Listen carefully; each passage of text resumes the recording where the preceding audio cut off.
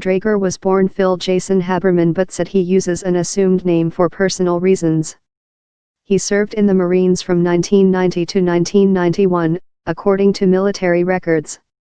He also served for a year and a half in the Army National Guard where he was discharged in 2006 under other than honorable conditions, a National Guard spokesman said. There is no evidence Draeger acted illegally.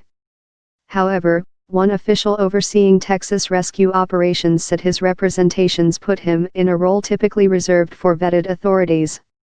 An Orange County, Texas, emergency response center banned him after finding out his real identity, according to the center's commander, Rodney Smith, the deputy chief of the Cedar Hill, Texas, Fire Department. Early on in an incident, before credentialing is set up, there are a lot of people who come in to assist, Smith said. As quick as you can get something up to make sure everyone's who they say they are, you have to do that. Disasters often draw heroes. Hundreds of people flocked to coastal Texas with boats and supplies in late August after Hurricane Harvey, and others will head to Florida after Hurricane Irma. Paratrooper, the reporter had seen him arrive in a BMW station wagon whose license plate read Paratrooper, and asked if he was one. I was so much more than that, Draeger responded. After introducing himself to authorities, Draeger took charge of a dozen volunteers with boats. He led them in a convoy along Interstate 10 to where flooding covered the road and cars and trucks were gliding single file through the water. He then persuaded 2 Texas Highway Patrol officers to halt all traffic to let the rescuers launch.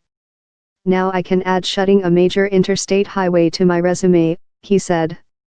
The Texas Highway Patrol did not comment when asked if it would have closed the highway had it known Draeger's real background.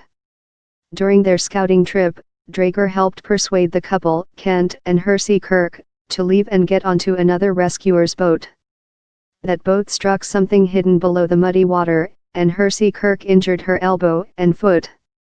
Draeger then flagged down a helicopter manned by the Utah National Guard. A guardsman lowered himself on a tether to raise the Kirks. He came down again and talked with Draeger before pulling him up too. When I was on the ground with him, he said something like he's an ex-Special Forces soldier, said Sergeant First Class Zach Kessler, who was on the helicopter's tether. Phil just wanted to take a ride in a helicopter, bro said.